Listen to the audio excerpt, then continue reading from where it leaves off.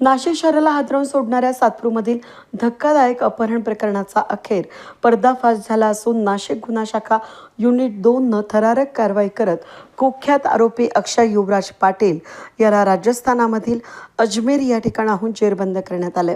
या कारवाईत अपहरित मुलीची सुखरूप सुटका करण्यात आली असून पोलिसांच्या धाडसाचं सर्वत्र कौतुक होत आहे।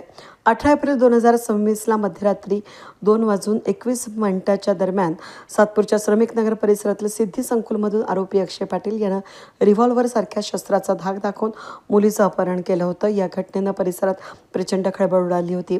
या प्रकरणी सातपूर पोलिसांनी ठाण्यामध्ये भारतीय न्याय संहिता आणि हत्यार कायद्याअंतर्गत गंभीर गुन्हा दाखल करण्यात आला होता।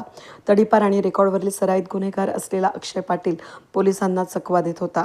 मात्र सीसीटीव्ही फुटेज आणि तांत्रिक विश्लेषणाच्या आधारे तो अजमेर या ठिकाणी लपल्याची खात्री पटताच गुन्हा शाखेचे पथक तातडीनं रवाना झाले। पोलीस आयुक्त संदीप कर्णिक यांच्या मार्गदर्शनाखाली 2 दिवस अहोरात्र शोध मोहीम राबवत पोलिसांनी तब्बल 50 हॉटेल्स, लॉजेस आणि पार्किंगची झाडझडती घेतली। अखेर सापळा रचत आरोपीला घेण्यात आलं। थरारक पद्धतीनं अटक करण्यात आली।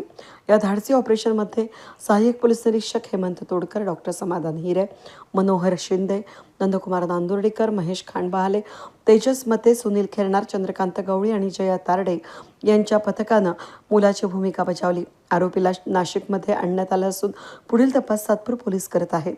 या कारवाईमुळे गुन्हेगारीवर पोलिसांचा वचक पुन्हा एकदा ठळकपणे समोर आलाय। वेद न्यूजसाठी प्रतिनिधी कमलाकर तिवडे, सातपूर।